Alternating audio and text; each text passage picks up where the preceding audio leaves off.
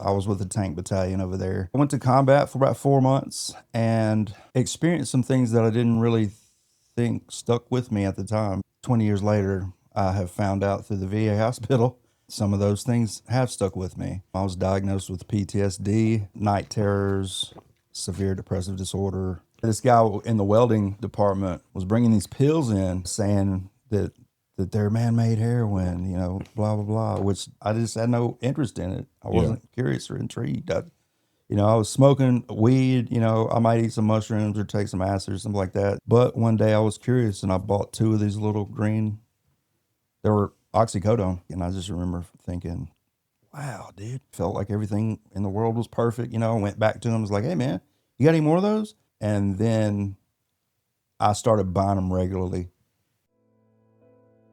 Our deepest fear is not that we are inadequate. Our deepest fear is that we are powerful beyond measure. It is our light, not our darkness, that most frightens us. We ask ourselves, who am I to be? Brilliant, gorgeous, talented, and fabulous. Actually, who are you not to be? You are a child of God. Your playing small does not serve the world. There's nothing enlightened about shrinking so that other people won't feel insecure around you. We were born to make manifest the glory of God that is within us. It is not just in some of us, it's in everyone. As we let our own light shine, we unconsciously give others permission to do the same. As we are liberated from our own fear, our presence automatically liberates others. Marianne Williamson. Welcome to Powerful Beyond Measure, a podcast about radical transformation, gritty stories, and the undeniable power of second chances. I'm your host, Matt Culp, a man in long-term recovery who believes in the power of grace, grit, and growth. Each week, we sit down with real people who've overcome real struggles, from addiction to adversity, and found hope on the other side. No fluff, no filters, just truth, healing, and hope. And the truth is, you are powerful beyond measure, and it's time you knew it. Today's guest is Ben. Usually what we do is kind of just like, what it was like, what happened, and what it's like now, kind of your testimony. Okay. And then kind of start like, where are you from? Yeah. How old are you? Where'd you grow up? And then Right on. the best kind of format, what I figured out is like, I'll pull us back, but we can get lost. Okay. So like sometimes we might you might be talking about something in your childhood and I might ask questions. We might go down that rabbit hole. Sure. And then I'll pull it back. Sounds fun, man. Perfect. Cool. My name is Ben Rosson. I am 53 years old. Veteran. I was a combat medic, Desert Storm, from Columbia, Tennessee. I've got 3 sons and a grandson. Pretty basic childhood. I feel like I never needed. I always felt loved. My parents got divorced when I was in the 2nd grade. I did struggle with that probably till I was in my mid-30s, to be honest. But I'm not really sure. I've tried to When did that happen? I was in the 2nd grade. So 81, 80, something like that. Number one, you don't look that old. I get that a lot, man. Yeah, for sure. That's a good thing, I guess. Yeah. I have a feeling when I'll become a senior citizen in just a couple of years, and I'm going to be getting carded for that shit. And they're like, no, you're not old enough, bud. Yeah. But I grew up pretty typical. I did not exactly fit in. Most of my friends were either black. Later in life, I had a lot of Hispanic friends. I was always on a skateboard, so I was either called a skate fag, a skate punk, a wigger, all of those things, So I got used to kind of being, I guess, picked on at an early age, but I was with a good crowd, and they would usually back me up. Interesting fact: when I graduated high school, I only weighed maybe 96 pounds, Really? maybe 94. They didn't make them like they do now. Dude, I was so small. There were out of like 450 people, there were maybe 6 students smaller than me, and they were all female. So I was literally the smallest guy in my class. Where's this all this? This was at Columbia Central. Columbia, Yeah. But I went from there. I wound up joining the military, joined the Army. My father was a Navy SEAL, 3 tours of Vietnam. Grandfather was in the Army. I did not necessarily like want to go to the Army. It's just things were happening in my life where I just kind of wanted to get out of my hometown. Yeah.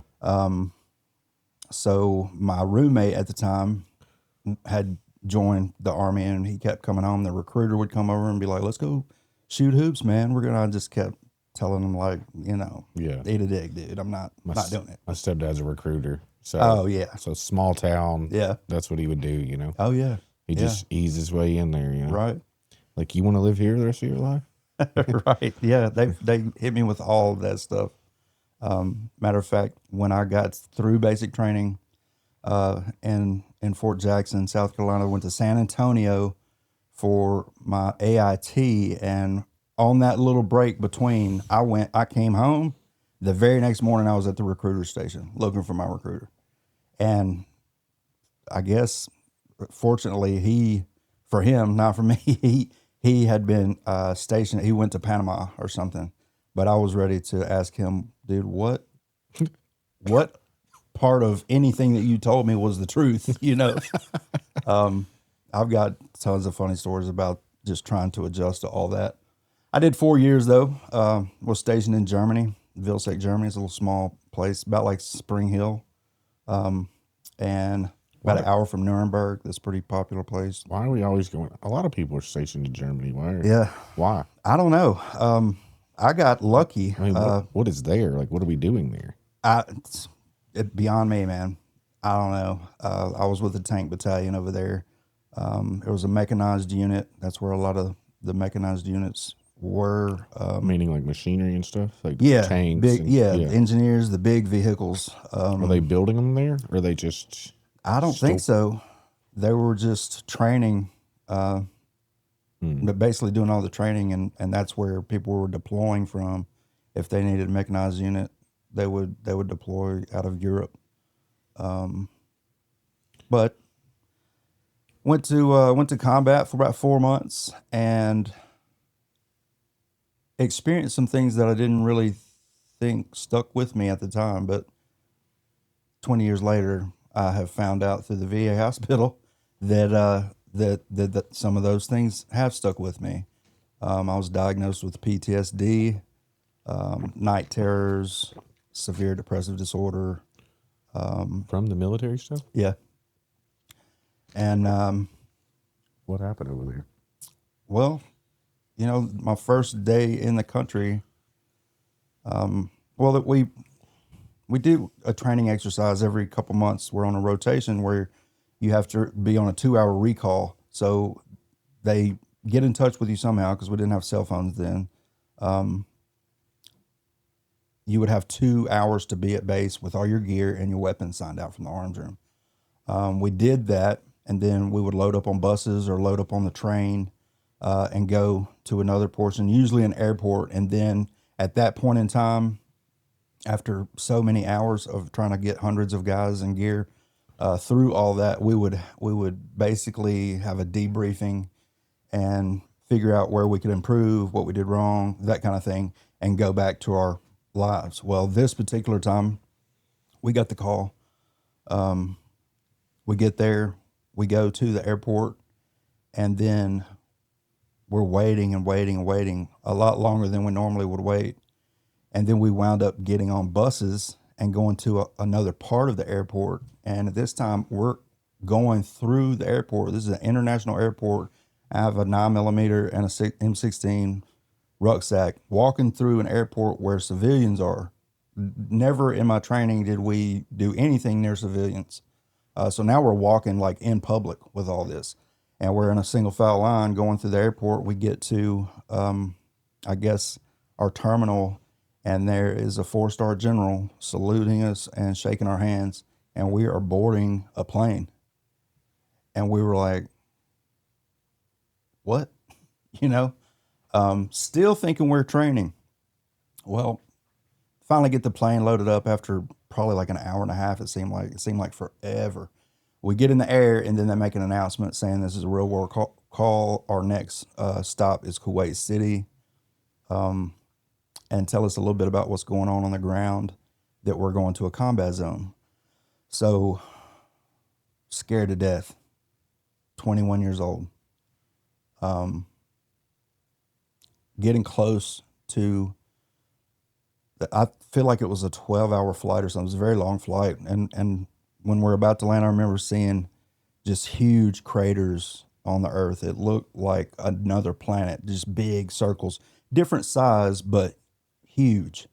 Because you can see them from the sky. We land, and we're literally, you can see a Hilton hotel, and it's all bombed out. There's, part of the signs missing. The windows are all busted. Parts of the building are missing. Other buildings around it, but I just remember it was kind of surreal to see something familiar, because this is the first time I've ever been to any country that's not westernized, Yeah.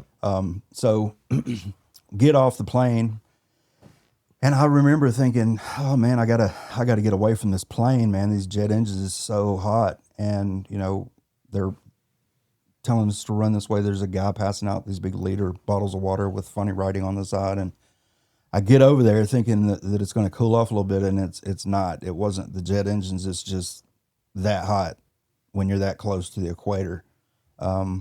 We get on a bus, and we're on like a 2-hour ride, and we stop. It's pitch black out, and they stop to let everybody urinate because we all killed those waters, and it'd been about 2 hours. Everybody's dying to go. So we get out, and I remember kind of looking around. It was dark, but my eyes were kind of adjusted after I got out, and I'm sitting there using the bathroom, and I just see these big heaps of stuff. It looks like garbage everywhere that's kind of been pushed up with maybe like an excavator, bulldozer, or something like that. It looks like something has just scraped up big piles of stuff, and I just happened to see some debris, and I'm sitting there, and as my eyes are adjusted, I'm noticing it's a boot, and I'm seeing the shells of helmets, like the inside of a Kevlar back then looked like those old wooden salad bowls. Remember those? Yeah. And it had chin strap and all that, and that goes inside the Kevlar. Well, it looks like the inside helmet of those laying around in big piles, and I'm like, damn.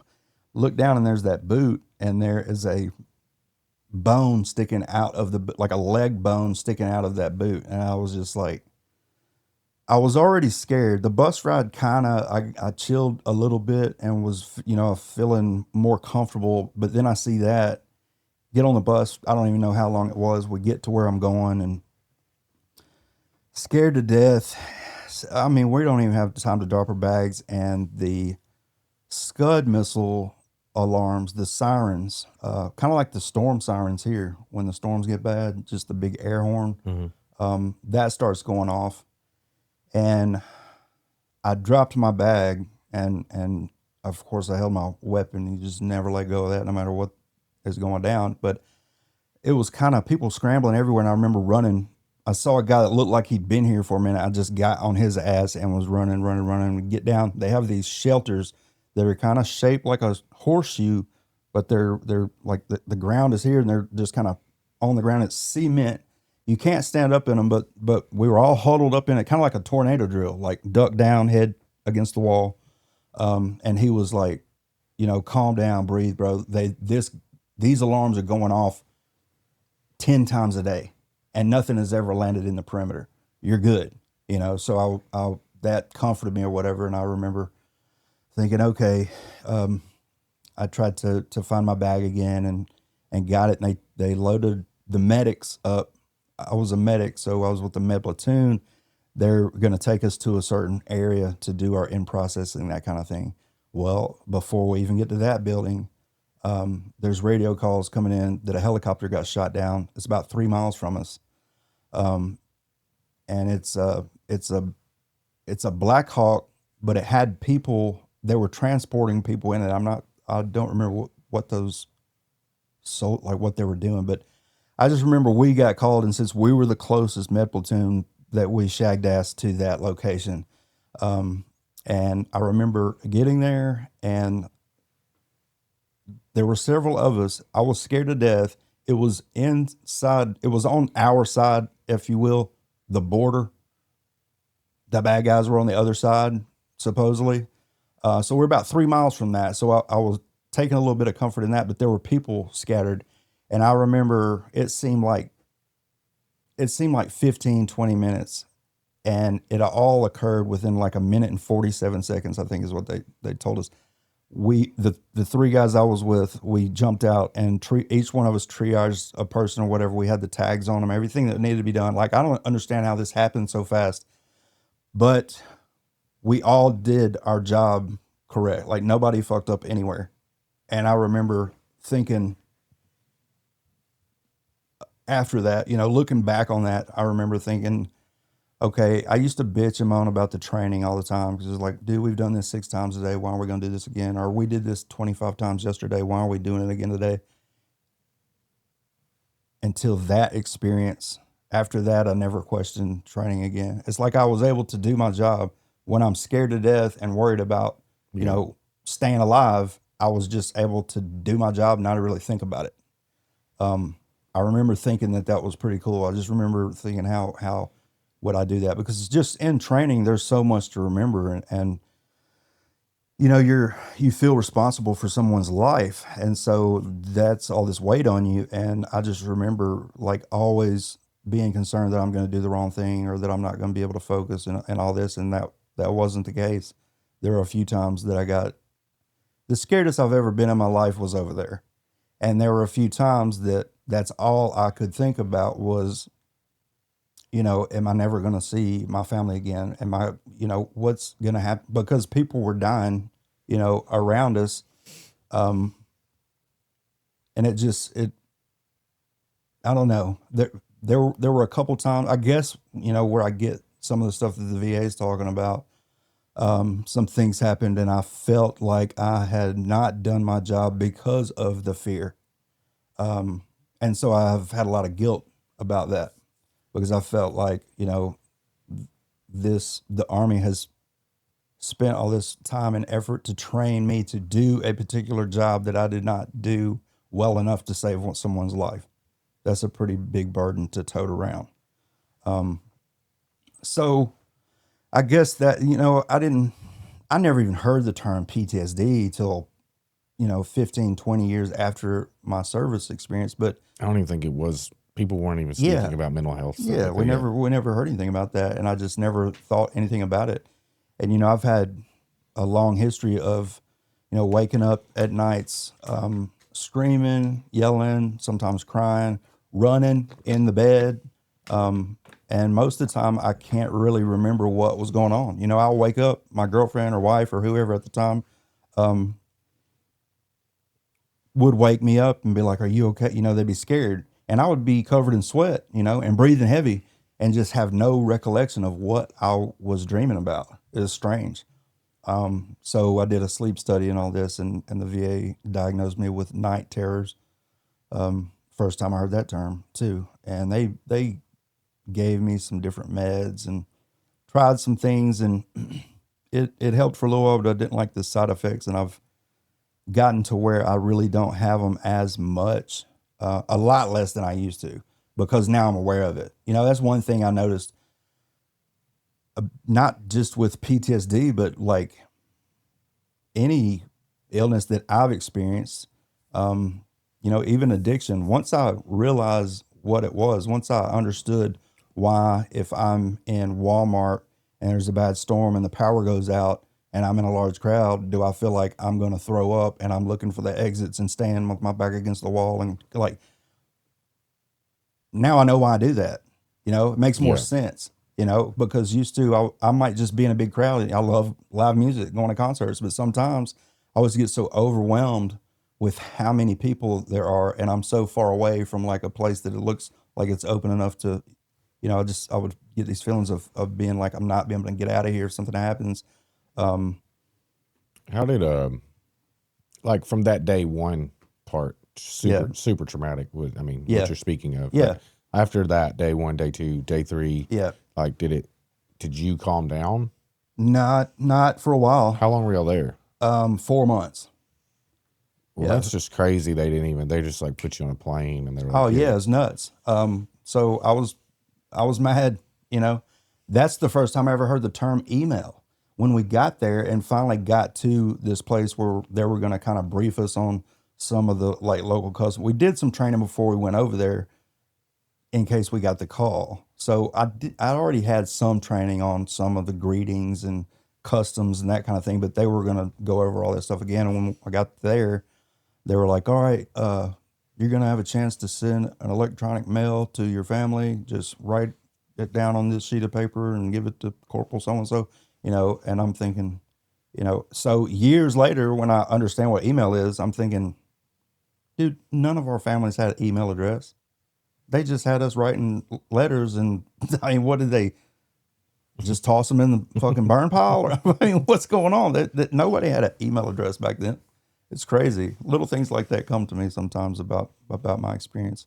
I wouldn't trade my military experience for anything in the world. It was really good and helped me in a lot of ways become who I am today. And I'm very proud of who I am today. I've not always been like that, for sure. I wonder. I haven't spoke to too many people with. I mean, I spoke to people with military experience. You know, Yeah. it's sober living, or people I've sponsored or whatever. But I mean, in depth, I've never heard. I wonder if it's a common thing. Like, just the lack of what would be the word? Like, what would be the word that they're doing? Like, they're just. It seems untrustworthy on their part. Yeah. Very. Yeah. So like, I've never heard that. I wonder if it's secluded to your. Well, I think for one, I think that it's improved since then.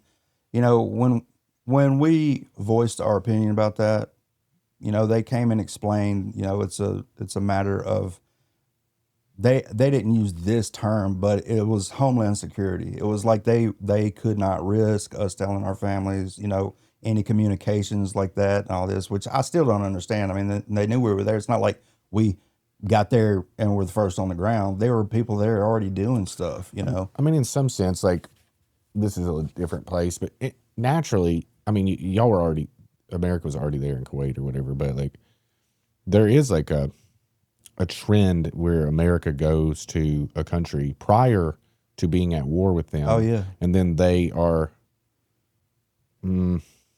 they're not at war, but they're like preemptively doing things. So like, we were in Vietnam for, Yeah. I think, a year or two before we actually even went to war there. Yeah. Same with Afghanistan. Same with Saudi. Afghanistan. Same with, yeah. I mean, when we went to Afghanistan, we sent, I think the CIA went over there, and then they started like, it was just like 15 people. And then over time, there was like 500 people. And then like, but those people were supposed to be, which is common. Yeah. We're training Right. another army. Yeah. Yeah. That's what we were officially doing was training the Kuwaiti soldiers, because the U.S. Army had donated a bunch of, they were called T-60s. It was a tank that came out before the M1 Abram, and I think they're on the M1. I think they're on some version of the M1 Abram now. So we were over there training the Kuwaiti soldiers. Yeah, but I was doing a whole lot of other bullshit that did not have anything to do with training somebody on a tank. You know, it was wild. It was crazy. I've got some good stories, scary stories. Just, I don't know. I definitely wouldn't train it for anything though. I'm very glad that I did that. So I get out of the military, and how old were you then? 22, 23? 23. Yeah. Yeah, 23. I took a job working as a CO at Riverbend Maximum Security. It was very hard to find a job that my wife was at the time was pregnant, and all the places I was taking jobs, the insurance would tell us that her pregnancy was a condition that was pre-existing. They couldn't cover it, except for Blue Cross. So I was gonna have to take a job with the state. It was looking like, so they were like, yeah, we can get you a job at the sheriff's department, or as a CO. And I was thinking, Dude, no disrespect, but I've never liked I'm not a fan of law enforcement. I appreciate them and what they do, but I've never gotten along with people that are wearing the blue uniform Yeah. or brown. So to take a job, I just couldn't see me doing that. I was like, there's no way. I know. And eventually I decided to take the, cause we're talking about my child being born. So I took the job as a CO, as a correction officer, and I've been locked up. You look at them just like they're the police too. And I've never really had much respect for the police. Again, I appreciate them. I do. I wouldn't want that job for anything, but I've had too many bad experiences with them.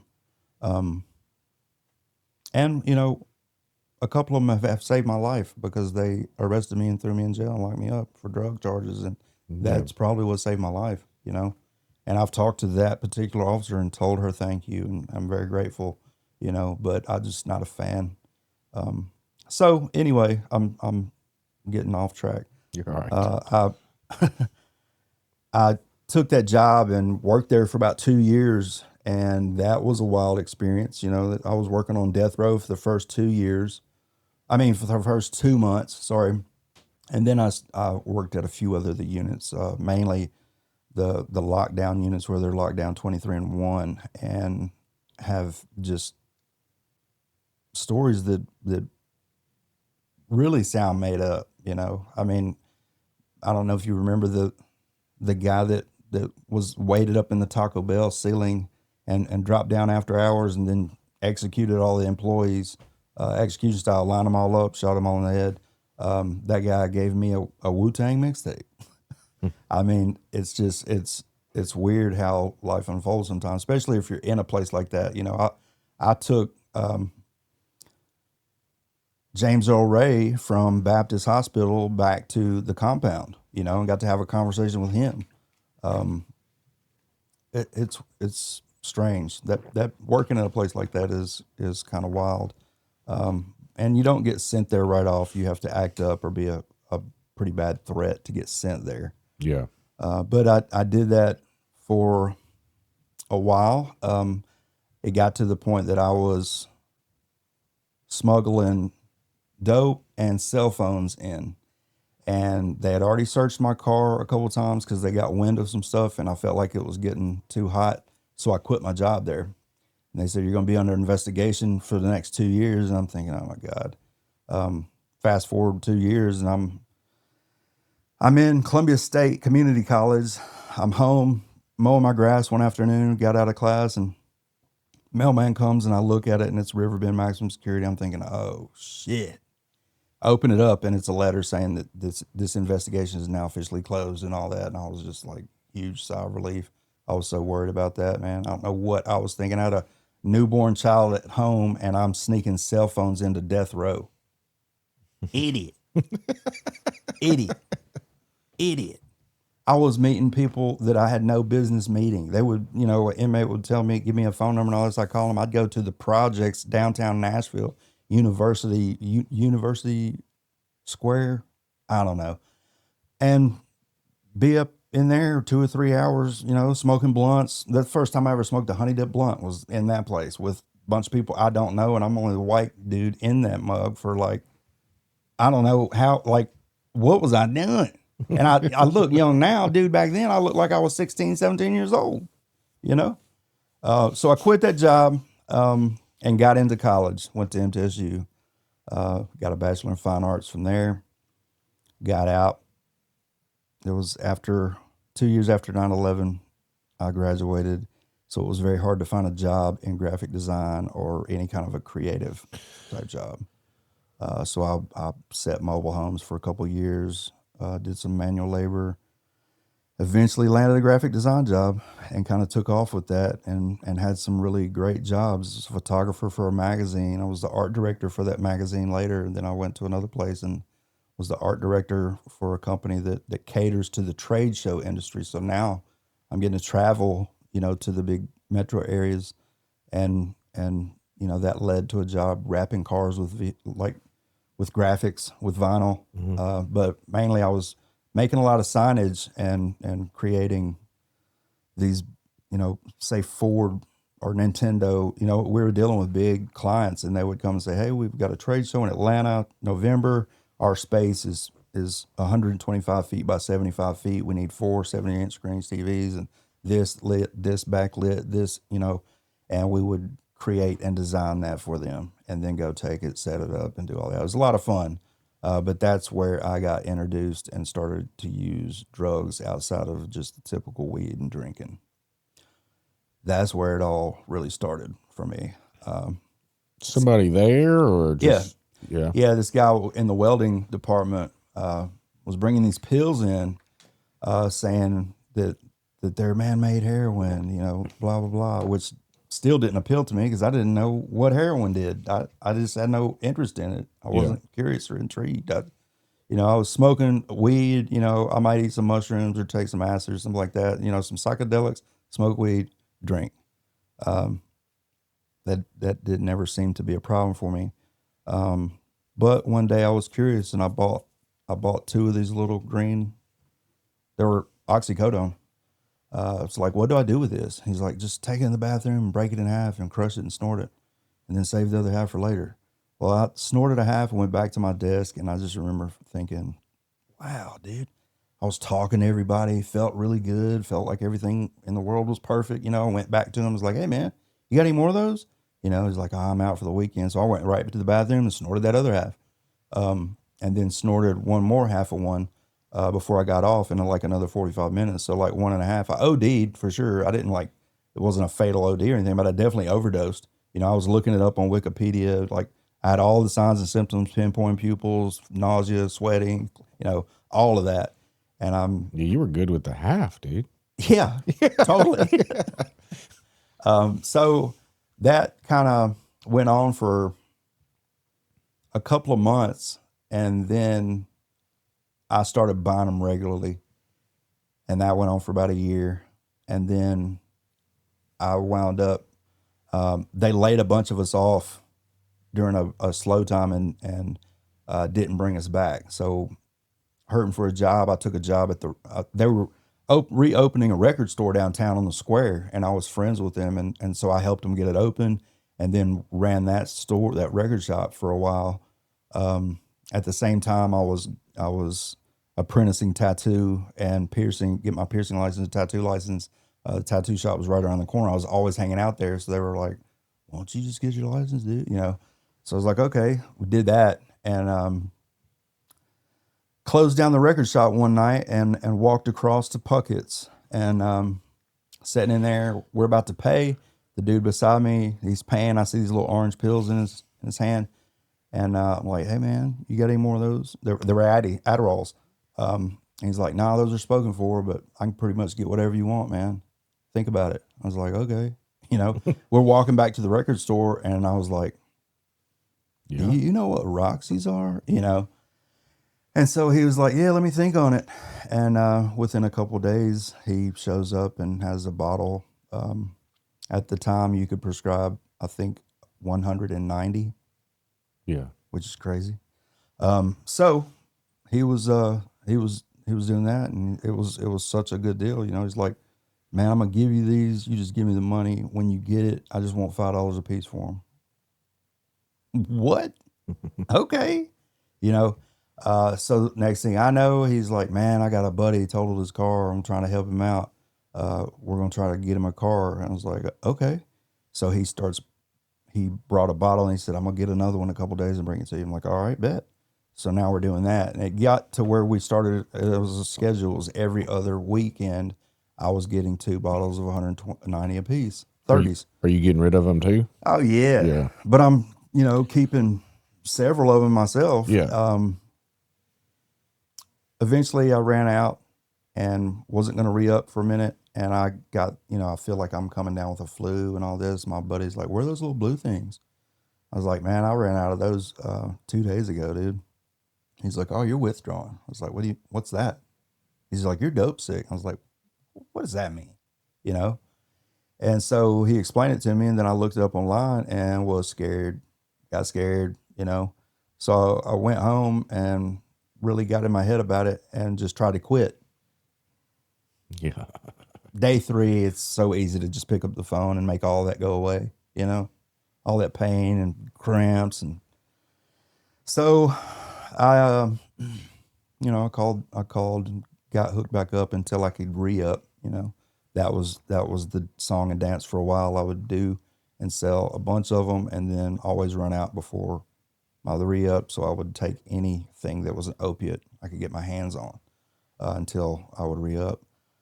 Did that for quite a while, man. Pretty sure that I was being watched. And this is the insane part. I was going into a pharmacy under surveillance, signing. We had like 3 or 4 different names. We did have physician numbers, prescription numbers or whatever, but like this was all taking place in a pharmacy. And I'm just doing this under like idiot. So dude finally gets spooked, bounces out of town. I'm thinking that he's gotten picked up and he's under the jail or something. I'm thinking the worst. By now I'm full blown addict for sure. This is already a couple years into it. I've tried to stop 2 or 3 times, wound up going to the VA. Hey, I'm addicted to drugs. I need to not be addicted to drugs. Can you help me? Signed in, checked myself into the psych ward, detoxed, got out, started going to meetings. It's the first time I ever heard of NA. Started going to meetings. And did you go to the VA for like 90 days or just a few days? No, I went to the VA for about close to 2 weeks, I think. Yeah. Okay. Because they have like a 90-day program. Or that's actually the second time I went was for almost 2 weeks. The first time I AMA'd, that old song. I AMA'd after like 6 or 7 days. I'm thinking, dude, we had room temperature water, room temperature sugar-free Kool-Aid, room temperature sugar-free lemonade on the nurse's desk that we could drink. No ice, nothing. We got, a snack between the meals, 3 meals a day. The food was good, but, I'm thinking, man, at home, I can go fix me a sandwich whenever I want. I can be laying on my couch. Like there, you have to sit in basically it's like a lobby. And the, it was horse shit, dude. You can't even go to your room or whatever. Yeah. No, you can't lay down, none of that. So I thought this is rubbish. Sign me out. Rubbish. And dude, it took like 14 hours for them. They were like, okay, the social worker has to come see you, psychiatrist has to come see you, and your physician has to come see you. I'm like, all right, bet, let's do it. Social worker comes right off the rip. Wasn't even 20 minutes. I'm waiting and waiting and waiting and waiting. Finally, social worker comes by. Dude, I can see the physician in her office. The biggest bowl of salad you've ever seen, eating. And I would go up to the nurse's desk. I'm like, can you call Dr. So-and-so and tell her? And they would make the call over the thing, and I'm looking right at her. And she just, eating her salad. I was like, oh, my God. My dad was there, and he was standing on the other side of the bulletproof glass or whatever, locked out, just waiting on me. He's like, what's the deal? And they wouldn't let me talk to him, so I couldn't tell him, hey, it's going to be 17 more hours, So he waited forever. They finally got me out of there. I went home, started going to meetings, still withdrawn, but I did not use when I got out. I was going to meetings, stayed clean for about 9 months. I got a sponsor, didn't know what that was or what that meant. Never called him. Why would I do that? Got a few phone numbers, didn't use them. Got a book, never read it. Was going to meetings, was staying clean. I thought, I got it. Dude, yeah, I just got to get my finances in order. I'll be straight. Well, I'm at the record shop one day and have an argument with, by this time I'm divorced. I don't even remember at what part, but I've been divorced for quite a while. And I have an argument with my girlfriend, and I'm like, I'll show her. I'm going to snort pills, So I'm snorting pills, like thinking that that's going to make her hurt somehow. And secretly, I'm sure I was just wanting to snort some pills and start doing drugs again. So I did that, relapsed, and I was out there for 8 years, and that's where the worst of the worst happened to me. It was bad, and I don't even know where to start, but by the end of it, I was the only people that I was interacting with on a daily basis were either prostitutes. There were either willfully prostitutes or not willfully prostitutes. people that were just fuck's that straight mean? they're being forced to Oh, prostitute. got it.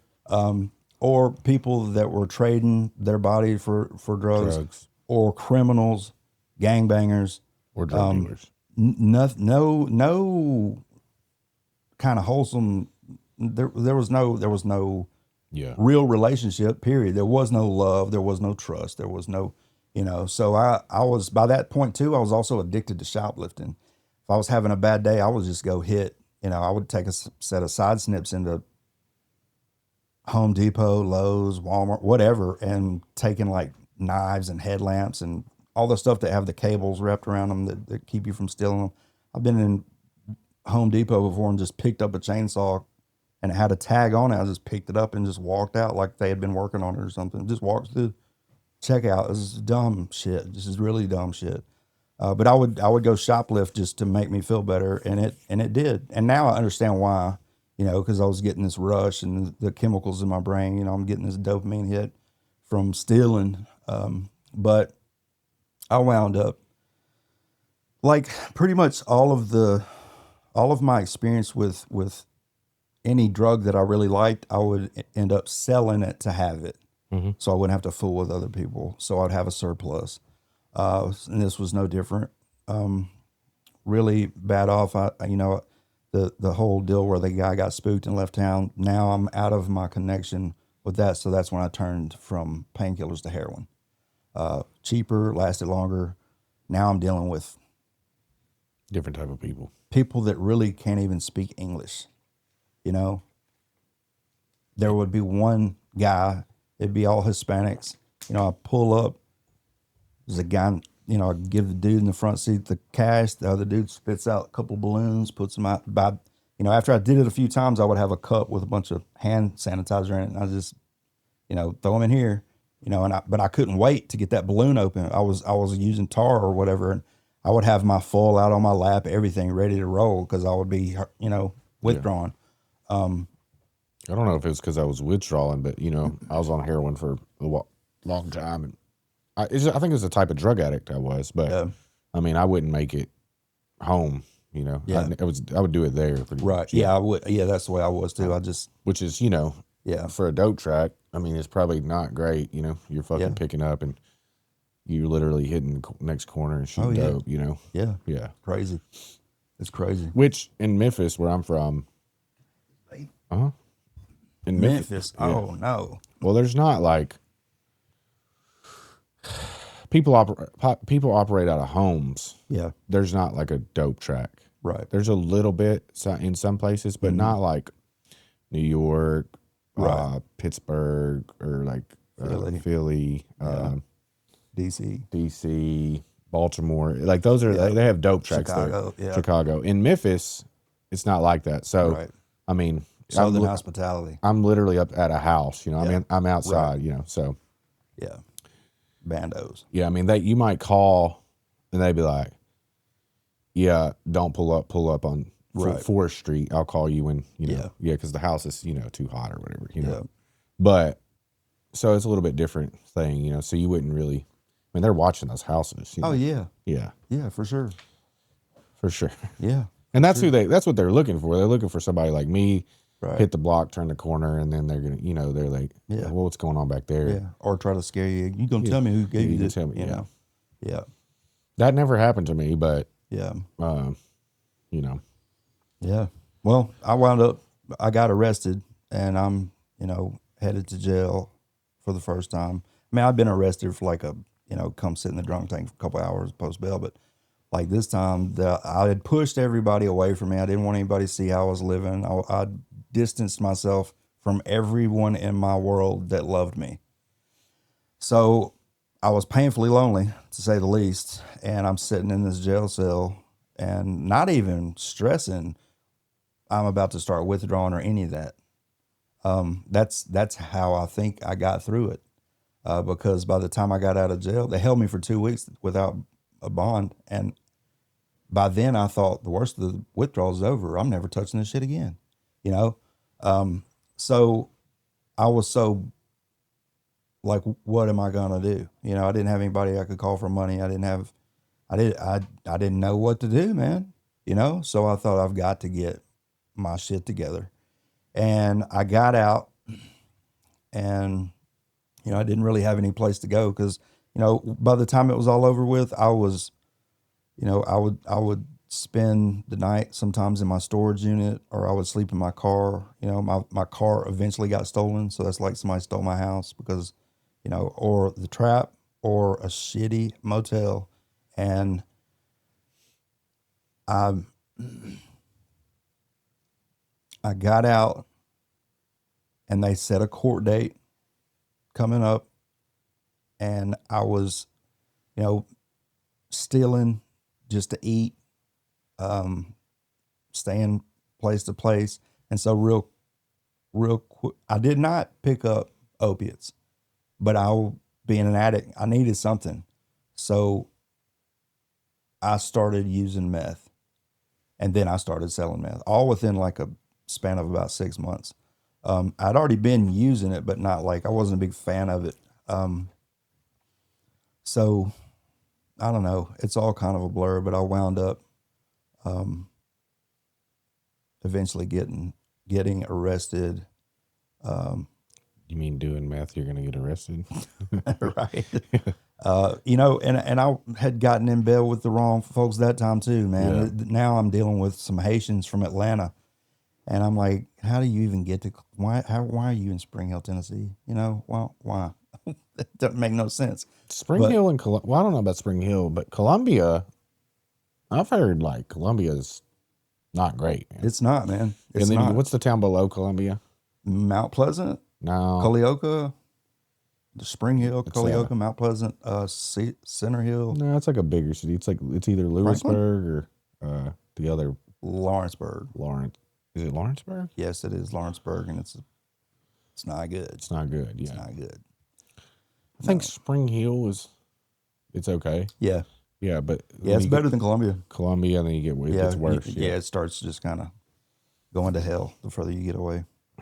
But I you know, getting arrested, I was been up for like 9 days, and I ran into some people at Walmart right when they were closing. I was getting some whites to drop off to somebody at jail. They had been indicted. Like, I was at their house. The law came and said, this is an indictment. It's got your name on it. We're taking you with us. So they were leaving. I was like, I'll get you some whites, blah, blah, blah. Go to the Walmart, run into some people. Hey, man, we got a room at such and such. I'm thinking, dude, I just want to shower. I probably hadn't showered in 3 or 4 days. Definitely hadn't been to bed. Yeah. And I thought, I'm going to shower, take a nap. I'm going to get up and go to the barbershop. Because at the time, I was paying for a chair in a barbershop. I just wasn't ever showing up. And so I thought, I'm gonna take a shower, clean up, get some rest, and I'm gonna go to work like a normal person today. And I woke up, I'd set my alarm for like noon and went to bed at like 8 in the morning. And I wake up, it's dark outside. It's like 6:30 at night. I thought I was in Florida for some reason. I thought I was in a hotel room in Florida, like a nice place. Yeah. Because it was a nicer place than any of the motels I've been in, like that we would frequent. So the manager is busting in the door saying, you got to get up. Those people that you're with they got the name on this room, they're fighting in the parking lot. And the girl driving threw somebody from the vehicle while it was moving, and crack pipes went everywhere. And I was like, it was meth, the little the pipes or whatever. But I was like, oh no, really? You know, let me get my shit. Yeah. So I was dying to pee. So I ran in the bathroom because I was like about to pee in my pants, you know? And so as I'm peeing and trying to figure out what's going on, boom, boom, boom, CPD, open up. I'm like, oh no, you know? I didn't have time to think about anything. I had heroin in my sock, a backpack I had like 2 skates, bunch of baggies, and Suboxone, meth. Well, 17.1 grams. In the bathroom with you, or in your bag? in the bedroom. Yeah, and I'm in the bath. I'm thinking, oh fuck, you know. If you'd got rid of the heroin, you might have been all right. Dude, because you could have been like, I don't know who they didn't find it. It was on my person, right? They find all the other shit. They're taking me to jail. She kept asking me, you got anything on you? We get to the property, and right before they pull into that Sally port, I'm like, whoa, hold up. I have some heroin on me, you know. And she took it from me, and I got charged with having it, but I didn't get charged with introduction. And so that kind of, from there it was, I don't know. Those are some heavy charges. Yeah, Class B felony. But I did a little bit of time, got out, and went to treatment, man. Went to Buffalo Valley. Which one? The one in Lewisburg. It's a 60-day program. I was there for like 4.5 months, not getting anywhere with it. I was frustrated. I'd stopped doing the homework because I'd done it so many times. You know, I was just repeating all the same shit. And I saw a commercial for Cumberland Heights. And I thought, you know, they're like, let us reacquaint you with the family, help you find a job, help you, you know, find some footing in life. I'm like, yes, please. You know, so I called them, hey man, y'all fuck with veterans? They're like, yeah, we do. Have the VA call us, you know. So I did all that and was supposedly getting an Uber there and wound up on the front steps of Journey Pure. Never heard of it. Really? And I was like, this looks nice, you know. Well, they're telling me, since I've been in treatment for 4.5 months, they said, well, you don't even have dope in your system. Like, you've been clean a while. You need a place where mental health is the primary focus. And I'm like, okay, y'all are professionals. They sent me back home. This is an Uber from Smyrna to Columbia, Tennessee. It's not cheap. Yeah. I've already taken one there and taken one back. And my VA rep calls and finds out that they sent me out of there, and she's super mad. So she sends another Uber for me, and they take me, and Journey Pure's changed my life forever. I started making some progress. What'd she say to him to get you to take him? I don't know, but they didn't have any problem when I showed back up. They were like, come on in, Mr. Rosson. We got a bed for you, you know. And I was still struggling first like 2 weeks, and then one day just sitting in treatment. The number you thought was Cumberland Heights, was it like you called the wrong number because the ad was set up? No, I called. They answered Cumberland Heights. I had it set up with supposed to transfer to Cumberland Heights. My therapist from Buffalo Valley was talking to people at Cumberland Heights. Somehow, I did not go to Cumberland Heights. I went to Journey Pure. I don't know how it happened to this day. I think only like the VA, you have to be in contract as a treatment provider. You as a veteran can't just go to any treatment. Right. Yeah. Buffalo Valley is a little different because it's grant. So they're taking you on grant anyways. Right. Yeah. And they might have a contract with the VA also. Yeah. But I don't think that Cumberland Heights does. Yeah. Journey Pure does, I know. They do. Because I saw the bill, what they were charging me a day, and I was like, holy shit. And then when I found out what they actually paid, I was like, oh, that's hell of a cheaper than what y'all showed me on that bill.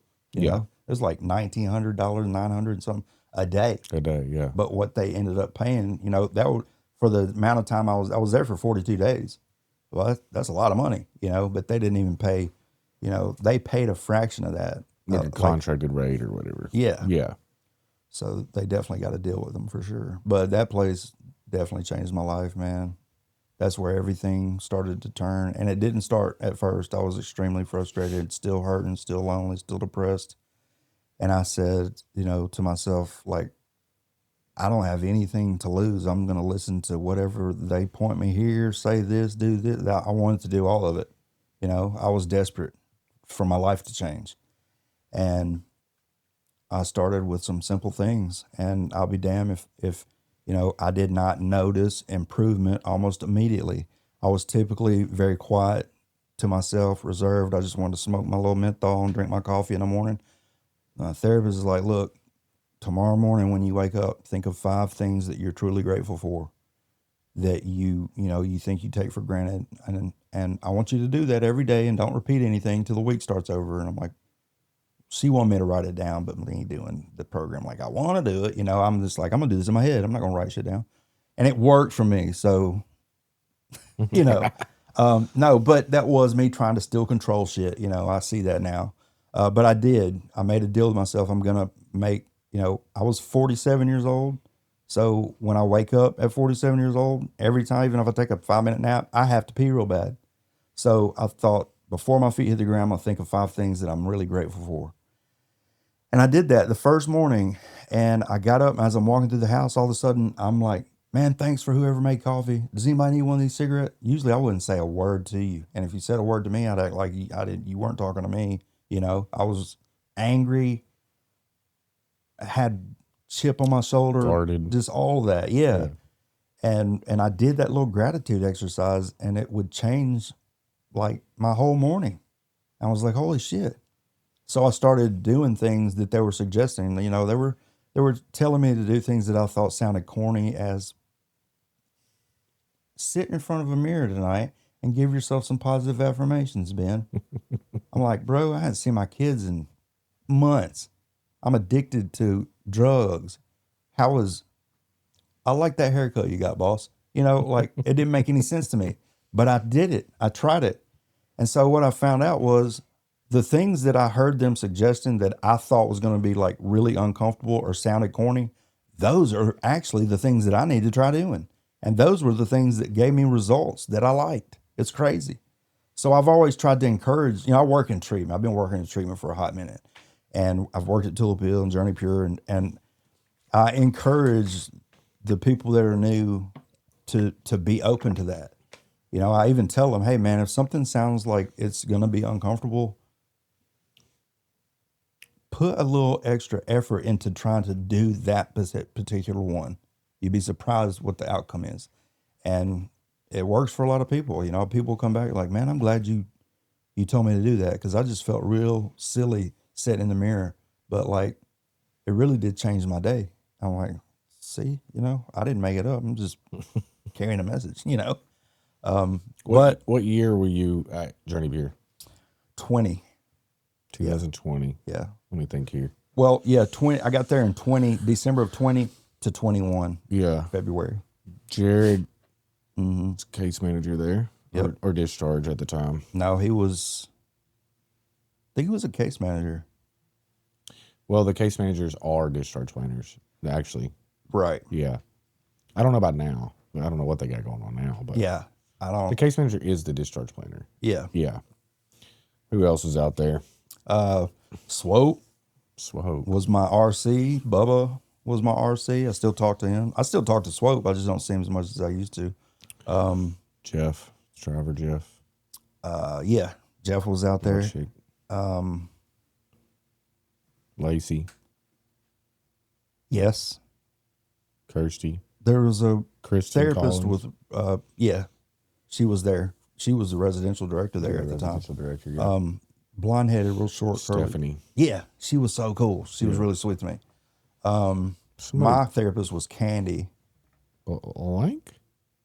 No, she's not a... I don't know her No, I don't last think... name. That's not... No. Older, had long black hair. No. Candy B, the one I'm thinking of, I think she got sober around that time. I got you. But I didn't... It was a totally different place than it was when I worked there, too. It was...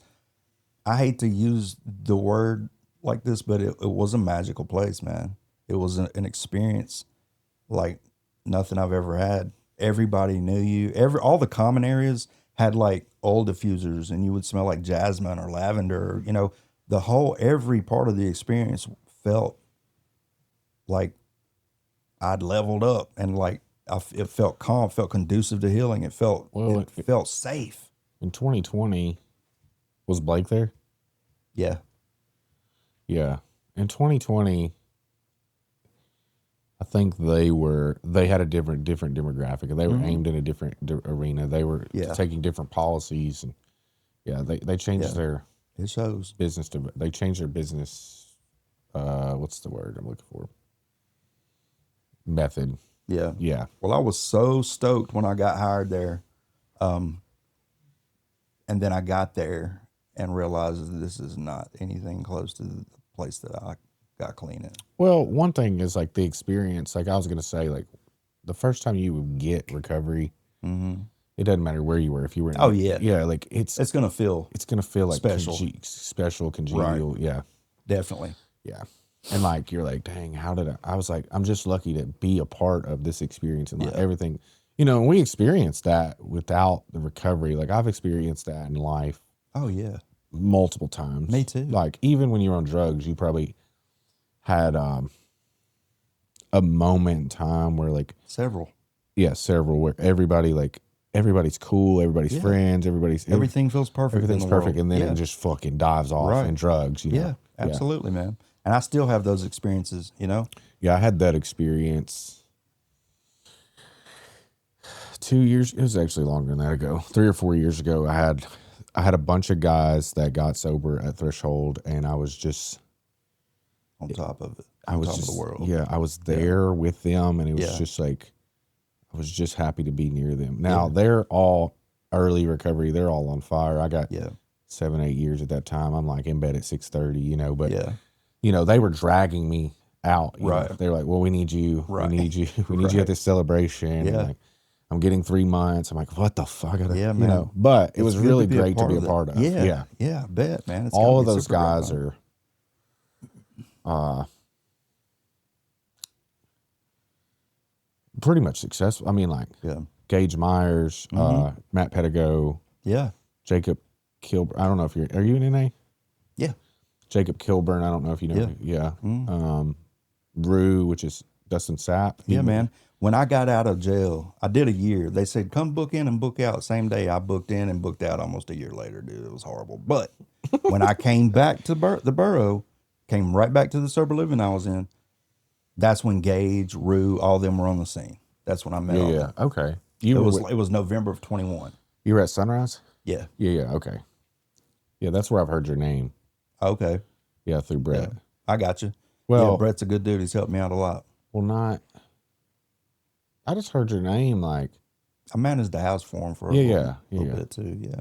Maybe it was from Brandon. Bolden? Mm-hmm. Yeah. That would make sense too. Yeah. Yeah. Well, I've come and spoken at your houses a couple times. Different, like, I can't remember who was managing at the one over on Clark. Like, it's got a back parking lot. Yeah. Yeah. I don't remember who asked me to come over there. I've been over there a couple times. We used to do the book study, which is like our non-mandatory meeting on Monday nights, but we used to do it at Clark, and people would like pile in or whatever. Cool. So it'd be like 12 to 30 people in that living room. But now we did this out in the garage. Yeah. It was cool, man. I was just glad to be asked to do something. Yeah. You know? I like being a part of stuff like that. If you ever wanted to, we do, which now we have to meet in a public place. We're too big. Okay. Yeah. We meet on Vine Street. I mean, sometimes it's good. It's inconvenient. I get it, but that's a good sign. Yeah, it is. We meet at this place on Vine Street right across from the courthouse. Okay, yeah. It's called Cultivate Co-working. Nice. Which we're actually we've outgrew it, honestly. Cool. Yeah, we're too. Yeah, I mean, I know it's probably a headache, but again, good for the community, you know. It is. For the recovery community. The only thing I've ever really, and when Brandon was with me, I really spoke about it a lot, and like, I don't ever want to outgrow the recovery community, and I think I'm at that place, and I really never wanted it to happen, and I've really been cautious of it. Yeah. But I mean, I'm also tasked with the idea that people need help, and people need housing, and people need a safe place to go. Right.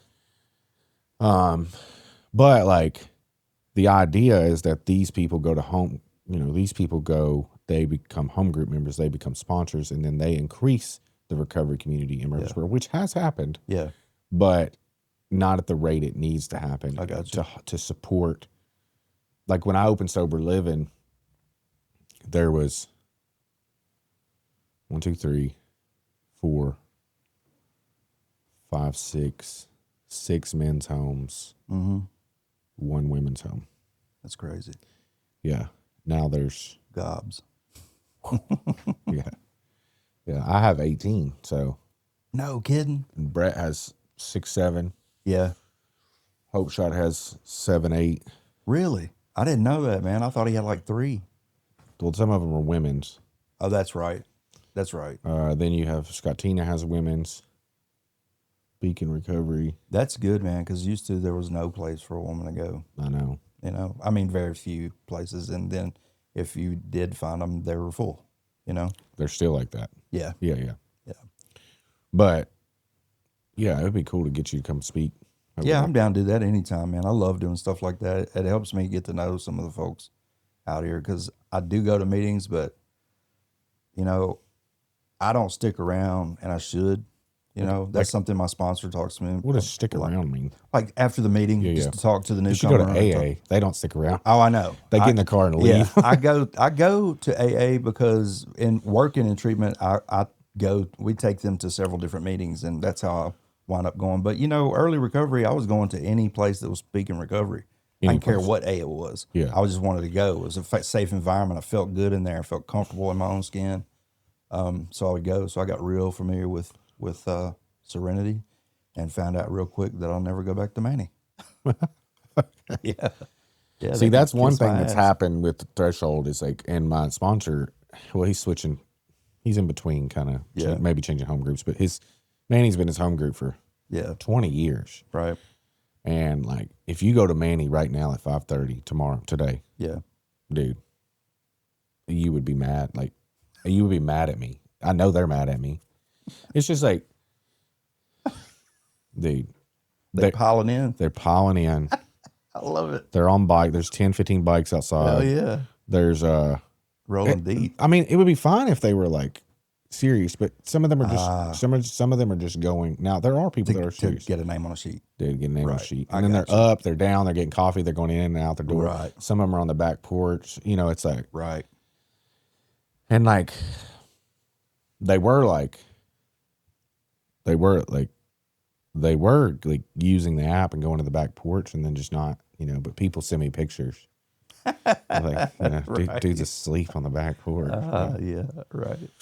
But I have a bunch of houses in that area. Yeah. Yeah, I actually need somebody to start, like a group of people to start a young person's meeting or an NA meeting that meets at the same time around that, just to take some of the pressure. Yeah. Yeah. I could see that need for sure. Because, I mean, I'm secretly laughing because I just don't jive with Manny. They've run me out of there too many times, being rude. I've seen them. Are you driving the bus? I've seen them. No, just me just being you. on my own. I've even come to workshops in there, you know, about like chairing meetings and stuff and asking questions, and they just make me feel like an asshole.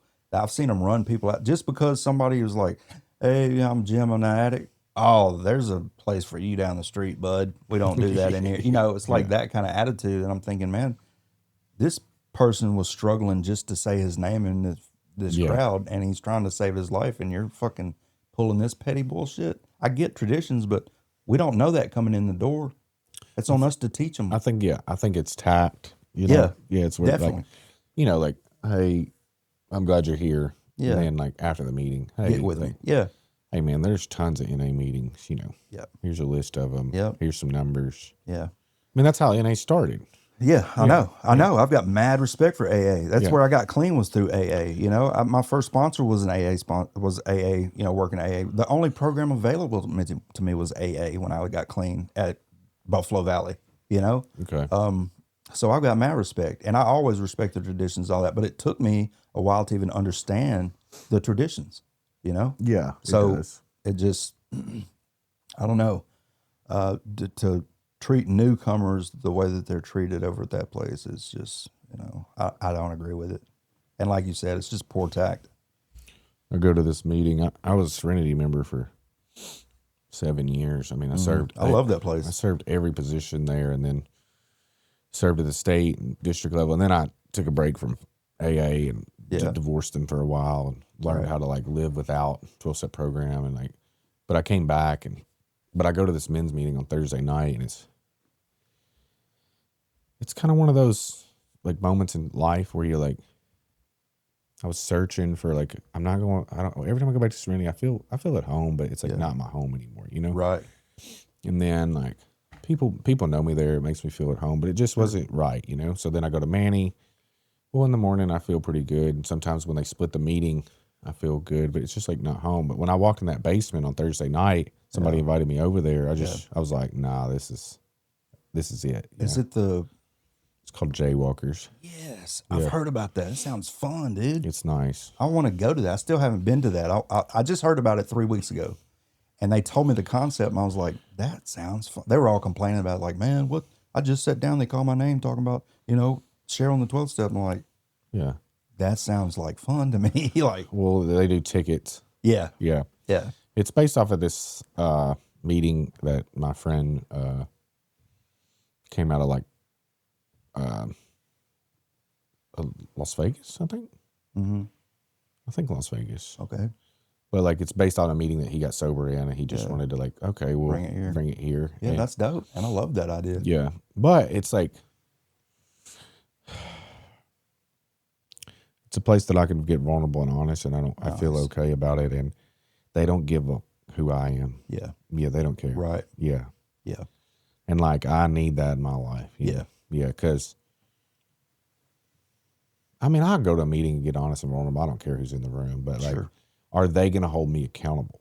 Right. Yeah.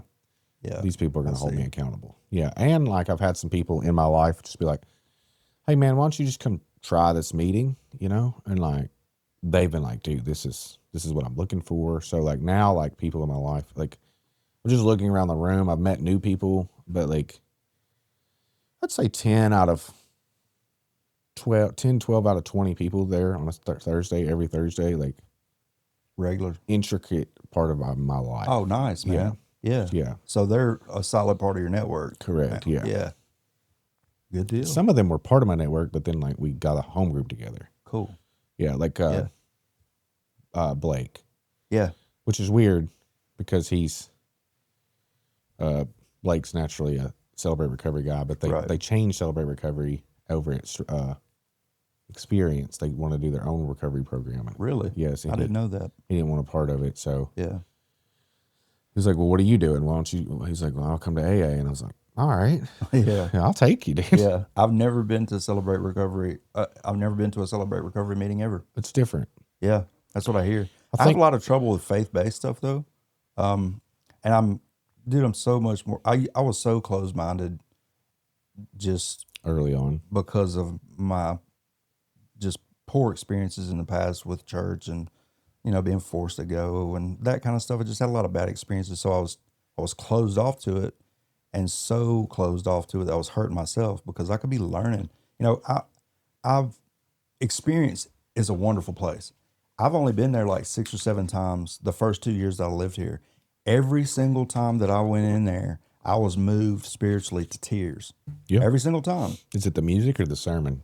Well, most of the time it was the music at the beginning because I would start reading the lyrics on this thing and I would be like, it would just hit me. The music's great there. And I was just like, wow, dude. It was like, I felt it. And I love that. I love to get into that zone, Yeah, me but too. I can't get myself to subscribe to organized religion for several reasons. And I don't know. I hate that I was so tuned off and tuned out of it for so long. Maybe it's something you don't have to subscribe to. Like okay, like I have a home group now, but for 2 years, like I go to meetings when I want to. Yeah. If I feel good, it's feeding me there, and I feel, like, Yeah. okay, well, I don't feel it here. Like you don't have to subscribe to the idea. You can just Yeah. go when you Yeah. feel. Yeah. I mean, every time I went to Experience, I was fed, man, and typically if somebody was like, hey man, you want to go to church with us? I'll be like, no, No. but I'm not like that anymore. I get invited, I'll go. But I just have a lot of issues with it, and it's my own personal shit. I talk about it to my close people, and I don't know. I struggle with it. I wish I didn't. So like, I think that CR, NA, and AA could learn from each other, and this is how I think they could learn from each other. This is just my opinion from looking at it. So CR, they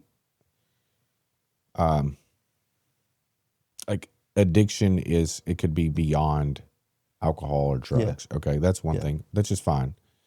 Which a lot of people would say, well, dude, I got to get the needle out of my arm. I can't relate to somebody that's having codependency Sure. issues. Yeah, so there is small groups, but what they do well is they really pump up God and like the speaker and the worship beforehand. Mm-hmm. It's really like a joyful experience. Like we're really here to celebrate God. Okay. And I think that could be poured over into some other fellowships. Yeah. And NA, they do this thing. Their plus is they're really into networking. Mm-hmm. Like networking is very high. You know, Yeah. it's not just a Murfreesboro thing, but like, Right. I mean, people make jokes about it. Like it's the only community that doesn't have a car, but they meet at Toots every Thursday. Yeah, Right. Yeah. Or no, it's nobody has a car, but they have key tags, or like, Yeah. nobody has money, but they're meeting at Toots every Thursday night. Right. I mean, sometimes they meet every night. Yeah. Yeah. Yeah. And like the network is great. The one thing I found out is like, I think it's not, maybe not the reliance on the network, but there's like a fear that lives there, and it's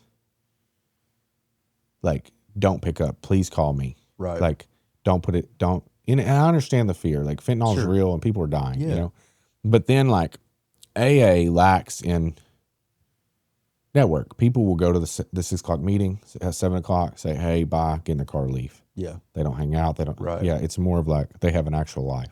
Yeah. Yeah. But when it comes to the fear portion, they're not fearful.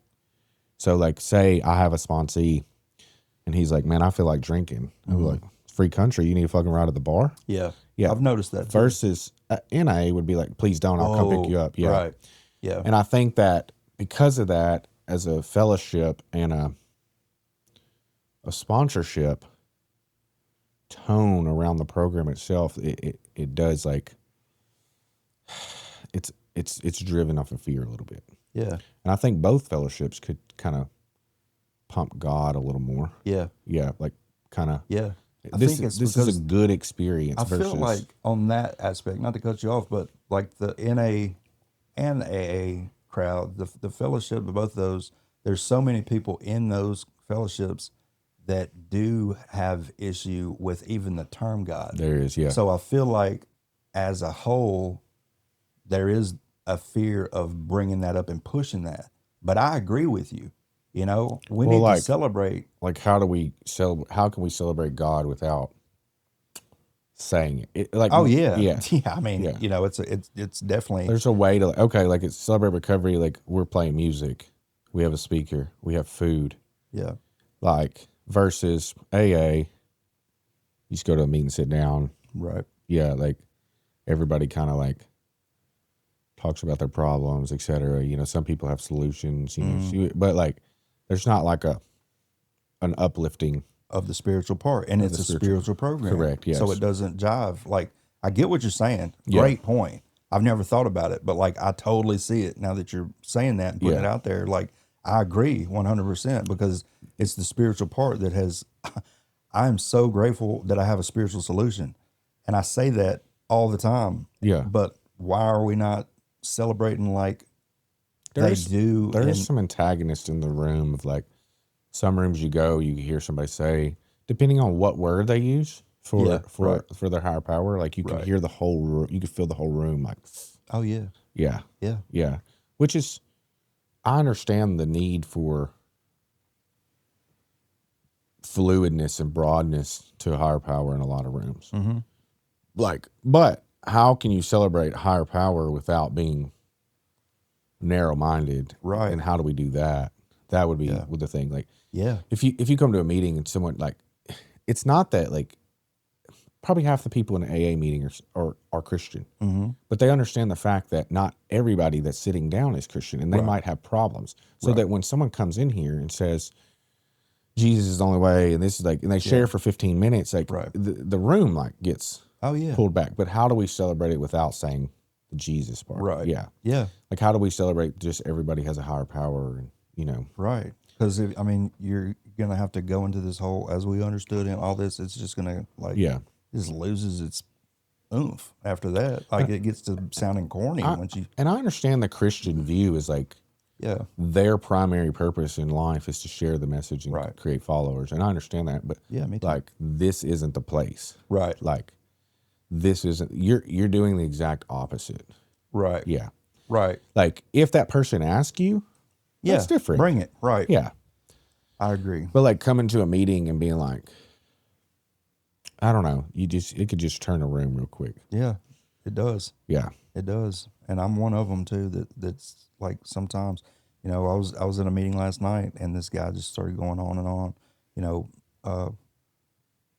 quoting different scriptures and giving them, you know, meaning, naming them, talking about them, and you know, just I was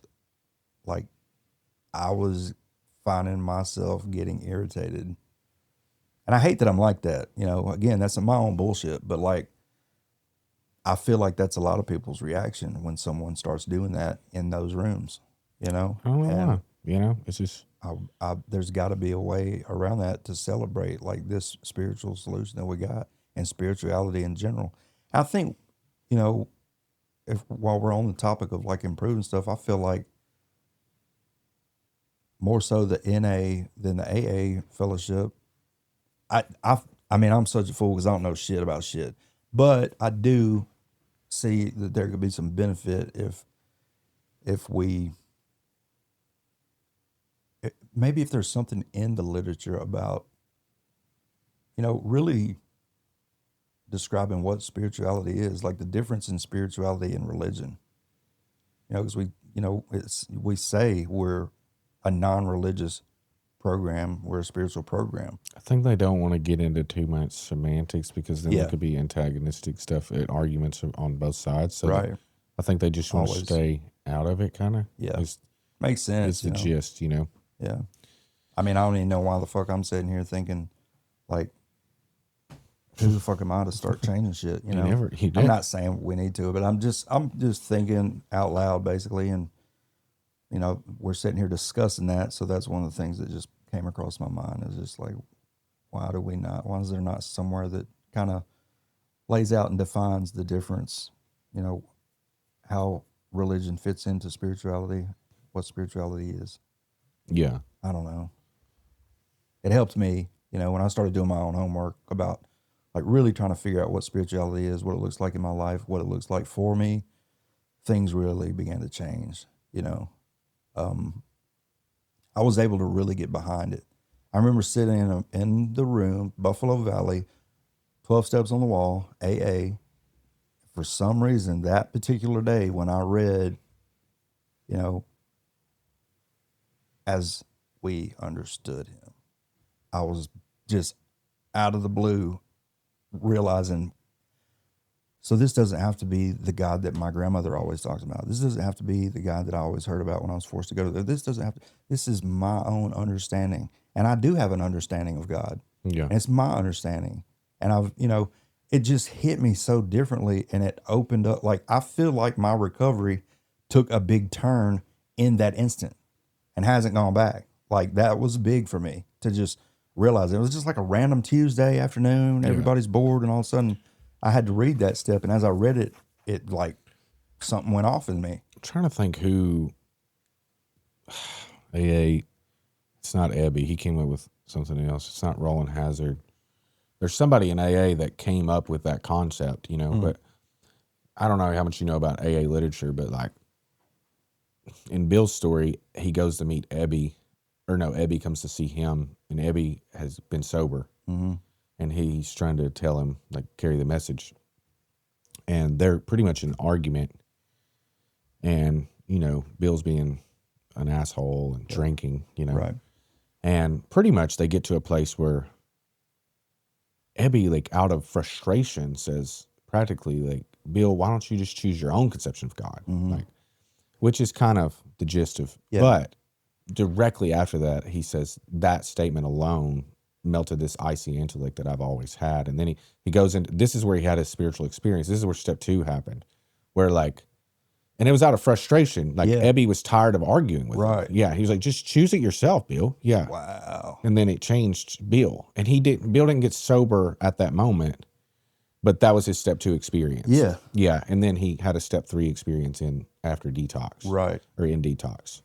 But like, you know, you never know where you're going to hear it. That's kind of the, you know, I experienced that day at Buffalo Valley in that weird random afternoon. I mean, after that evening, I called my temporary sponsor, you know, that's what I was calling him at the time, and like was just so behind it. It's like I had finally found a way to really, up until that point, I kept thinking, man, this is not for me. I'm going to be a statistic. This is not going to work for me because it's God shit. And that day, when I read that, it hit me. I was like, of my understanding, dude, could totally get behind it after that. It felt so fucking good, dude. They said that Bill only ever worked the steps because it was his idea, you know? Right. Like when you left Journey Pure, like, I mean, you said you have a sponsor now. Is it the same sponsor? No, but it is the first time. It is the first person I ever asked in Murfreesboro to be my sponsor. But it's my first sponsor is not who I have now. Okay. Yeah. What was the experience of, like, you know, I'm sure in Journey Pure they took you to meetings. Yeah. Did you get a sponsor at the end? Well, Like, I mean, what happened? COVID was still 20, kind of acting ugly. We would get Yeah. quarantined and stuff. They were bringing H&I in, you know, but we weren't really going out to meetings. They had shut everything out. Like, we never left campus. So my first real meeting since all the ones that I was like went to before I relapsed, the first meeting I went to when I was actually serious and desperate to change my life was by the book. I got out of treatment, went to Sunrise Sober, filled out the paperwork, found a meeting. It was by the book. Walk in there, everybody's got their mask on. I wait until the meeting's almost over and I say, my name's Ben, I'm an addict. I'm new here. I don't know what I'm doing. I need a sponsor. And after that, I turned around. Yeah, we got up and I went to get my sheet, the little stamp. And as I'm turning around, somebody's standing there. He's like, "Hey, man, my name's Terry." He gave me a big hug and everything. And I was like, wow. So he wound up taking me home that night. And then he picked me up the next day and took me on some errands. And then was trying to hook me up with a job. He knew some people. He put me in contact with some people. Then he took me he introduced me to his sponsor. Terry M. Yeah. Okay. Yeah. And I kicked around for about 2 months. And at this time, I'm going to pretty much every day 2 meetings. And one of those might be Serenity and one of them's an NA. But I'm going to like 2 meetings a day. It's the only place I felt safe and I didn't have anything else going on. And I felt like I could be myself in those rooms. But I'm listening and I'm watching and I keep hearing the same people at the different fellowships that are sharing like they're on fire. And I'm like taking note, introducing myself, getting phone numbers, not really calling, but I'm getting them, you know, and I'm listening, I'm watching, talking to them after meetings. And then I narrow it down to 3 people that I would like to ask, you know, these are 3 potential sponsors. And Terry was the first one I asked. And he said he couldn't make the commitment at the time. So I wound up getting another sponsor, which happened to be my number 2 person. They said, "Hey man, have you talked to so-and-so? He's waiting on you." I was like, actually, he was on my list to ask next, you know? So I did that and they became my sponsor. And they were my sponsor from that time till I went to jail for almost a year, came back, still my sponsor, still working. A lot of drama happened surrounding this person. So I went to him and said, "Hey, I've talked to so-and-so about being my sponsor. I'm going to have to disconnect here just because I don't need all this kind of drama in my life.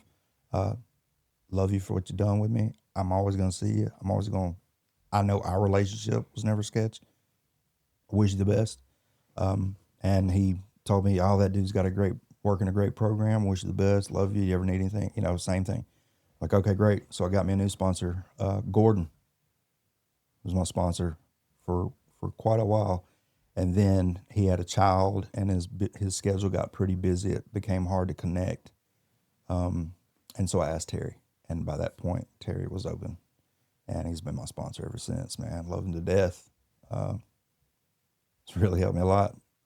And it's just kind of cool because that's the first person that I really met in the rooms. And it's not because I, you know, went to them. He came up to me and said hi and gave me a hug and phone number and a ride and like all the things. And I don't know. It's a great relationship.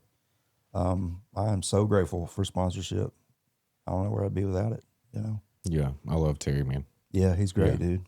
He's awesome. I've learned a lot from him. He's always encouraging. And it's crazy because he talks to me and tells me like all the same things that I'm telling him. I mean, he's always thanking me for being around and for like, man, we'll have conversations and he's constantly just showing gratitude and like I'm doing him all these favors and all I'm doing is like, Just being you. yeah, and trying to work a program, you know, but in doing so, it leads to a lot of conversations that that allows him to open up about some things and examine some stuff, I guess, with newer eyes, or I don't know it, but I always feel like our conversations, if an outsider was looking in and didn't know the dynamics, would maybe think I'm his sponsor. It's weird, dude. It's weird how it works, man. But I love him to death, and he's really come in clutch, man. He's helped me through a lot of stuff that just, and it seems effortless. You know, I'll be dealing with something and I'll call him up, and he's, you know, what's good, man? What's going on? I'll tell him what's going on, and he'll be like, oh man, well, just, you know, just do this and this. Have you done this? Have you done? Oh man, just do that, man. Call me tomorrow. You know, and it's like, what? That's such an easy solution, dude. That fixed all the fucking problems. It's like, what? Yeah, why couldn't you just tell yourself that? Yeah, yeah. And you know, it's funny because a lot of times we'll have a conversation. I don't know if he already knows that he's going to be able to dig it out of me, but we'll have a conversation. I'm saying something, and you go, there you go. You know, I'll answer the question that I'd asked. I've noticed that happens a lot when people are sharing, not just me, but like I'll hear somebody sharing about something they're struggling with and all this. By the time they get to the end of their share, they've answered their, you know what I'm saying? Question, yeah. It's weird how that works. Sometimes people just need to talk really it cool. out. Yeah, totally. Yeah. I need like a lot of people. I need soundboards in my life a lot. Yeah. Yeah. Like when it comes to my personal life, my recovery, and then different like business. I keep a lot of people around me in business just to be like, I got a lot going on. Yeah. Yeah. So I need like a lot of soundboard. Yeah. You know, because I got to like get it. I got to iron it out for myself. Yeah. You know? Yeah. Because I feel like sometimes I'm like, the ideas and the stuff that I got going on is like 3 to 5 guys going on. Yeah. And then I need like, I'll break, like, I will like, I'll put guardrails around myself or like a propellant that I need, you know, but like, I got to get it out. Right. Yeah. Yeah. I mean, sometimes like I do weird shit. Like I send people messages, like some people in my life, like our text thread is me, not all our text thread, but like it's me just getting like thoughts out, and then I'll just write for me, and they'll be like, they've learned to not even respond. Yeah, they're just like, okay, Matt's losing it. Yeah. Well, I mean, I do that with my girlfriend sometimes. I'll text something, and it's just something to remind me. I don't have time to sit down and do a note or whatever. It just happens to pull up, and she's the one that's open, so I type it on there, you know, and then it's like, what are you talking about? I'm like, it's for me. It's all good. I just needed a memo. I don't know why I can't just take the time to, you know. It's like 2 thumb swipes and I'm already there. It's stupid. That's a 53-year-old trying to use technology, I guess. You got a flip phone? No, I wish I did though. Me too. I've been thinking about switching. Oh my God. I think the phone causes me a lot of stress, man. Yeah, it definitely does. It causes me stress. It causes everybody stress, man. There's like a whole new branch of mental health problems that are created from the phone. You know? Yeah, I can see that. Totally. There is, actually, I'm not sure if it's this guy's idea or if it's an actual study and they just haven't proven it yet. But do you know what EMDR is? Yeah. Okay. It's great. So the way that EMDR was created was this lady had got mad and she threw her keys in her car. She was like a professor, and she throws her keys in her car and she walks down this trail, and during that walking down the trail, she's like, I'm just going to stay mad. You know, like I'm going to, like, instead of like trying to get it away, she's like going to hold on to it. Mm-hmm. So she figures out that while she's walking, she can't stay mad. Right. And then she figures out that her eyes are moving left to right. And she, so she goes and talks to a professor like at Yale or like somebody she knew. And like, she was like, I was doing this yesterday and my eyes were moving. And he was like, well, it was bilateral stimulation. It's how your brain is. Yeah. When you walk, it's what happens. Or we swim when you move your body. Yeah. Like, or if you tap your legs or whatever. Mm-hmm. So they started practicing with like chopsticks and different stuff to to create bilateral stimulation. Yeah. And then they started processing emotions through that process. What? So like when I first heard of EMDR, I was like, this is a bunch of woo-woo, dude. Oh yeah, that's the way I felt too. I was like, what? Yeah, but when I did it, it's been one of the most effective things I did. But the guy that I did it with, he trains people, but he was telling me that I need to ask him, because But pretty much people believe, or he believes, that in the 40s to 50s we started driving cars, and we quit walking, which causes bilateral stimulation, which they think has a lot to do with our neurotic mental health stuff. Not schizophrenia, but like depression, anxiety, racing thoughts, all this stuff. Like, it comes from us not walking anymore. Right. Yeah, because we're driving. Right. That's now wild. we're driving and scrolling at the same. Oh yeah. At the same time. Yeah. Time traveling. Yeah. No doubt. Yeah. So that's wild how that correlates. Yeah. impacts one another. Yeah. Because makes total sense. When I meditate, I think of it like this. Like, a lot of people go, I can't meditate. My brain moves too fast. Right. I can't do it. You know, but if you understand what meditation is, it's like, you're not trying to be without thought. Right. That's not right. You were human. Yeah. But I let those thoughts die. My thing is like, with meditation is like, okay, the thoughts are coming. I'm just going to like almost lean into them, and we're going to go where they go. Yeah. And let it go. And then I recenter. Yeah. Like once they're done. So to me, it's like taking the trash out. Like, I just keep taking it, and then I drop it, and then I come back to center. Right. And then, so I think bilateral stimulation is kind of doing the same thing, processing. Like, while we're walking, like we are processing our emotions. Like, a lot of people think that marriage, like, people say like there's no problem in a marriage that a 1 hour walk can't solve, you know? What's hard to know that? Me too. Shit. But I mean, if you think about it, like, while you're walking, you're in bilateral stimulation. A lot of times you won't even, like, if you're with your partner, I feel like you don't start talking at first. You're just walking 20 minutes. Then you might be like, well, I feel like I could say something about the thing that's going on, you know? Then you like get into this flow state situation where I think walking is, I don't do it enough. I mean, I do at the gym, running, walking stuff, but I need to walk more and start paying more attention to that. That's cool. Yeah, it is cool. It is. If you have a partner or girlfriend, it would be a great thing for y'all to do. Yeah. I mean, we go to a dog park, and one of the dog parks is on the Greenway, and we always make time to walk up and down the Greenway for a while once we let the dogs play for a little while. That's nice. It is pretty nice over there. Yeah. But we want to start being a little more active and like getting out and doing stuff, like as far as just trying to get a little more like physically active. Yeah. Not like going to the movies and stuff, but like actually going out and walking, being active somehow. I mean, if you walk like 45 minutes a day, like, you're active enough. Yeah. Yeah. Yeah. My ex-wife, she was in the best shape when she was walking every day, eating well, but walking every day and stretching. Yeah. That's what I need to do more of too, stretching. Boy, I can't stretch. I need to bad, man. There's a dude that lives here. He's actually on vacation, but I mean, he stretches 2-3 hours a day, dude.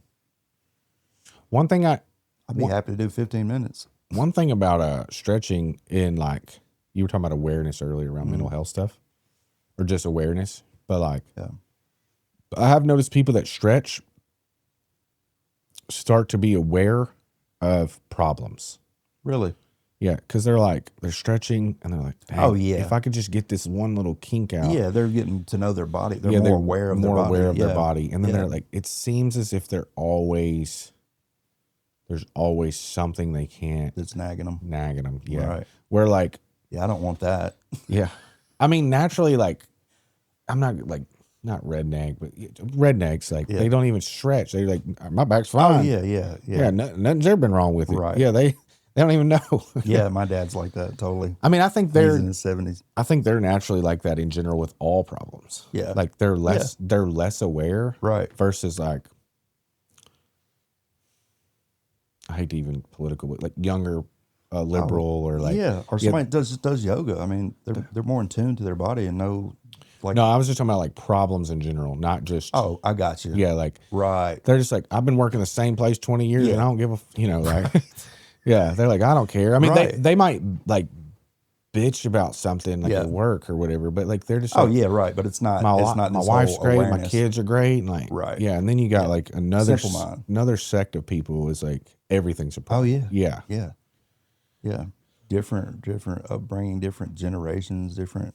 Well, they also like wrap silver lining around a lot of stuff too. Yeah. Sure. Yeah, something bad could happen. They just be like, well, that's what it is. Yeah.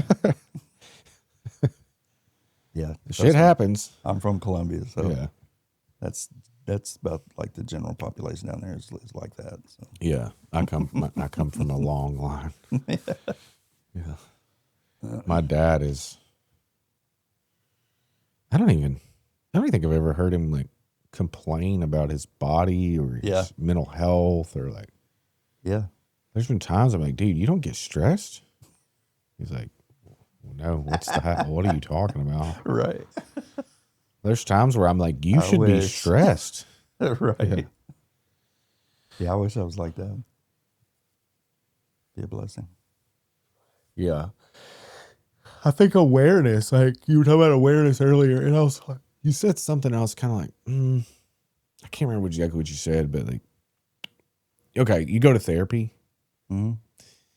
There is a moment, a section of therapy where you're like, you become more aware of what's going on, and it seems as if life is worse. Totally. Yeah, like you're like, dang, if I wasn't even aware of that beforehand. Yeah, totally. Yeah. Now I'm anxious about it. Yeah, I agree with that 100%. Yeah. Yeah. Like then you can work through it or whatever, but like there is a moment you're like, dude, I didn't even know that was a problem. Yeah. Yeah. You know, if I'm ignorant of it, that's I was like, we're supposed to have bliss. We're supposed to have emotions. You know? Yeah. Right.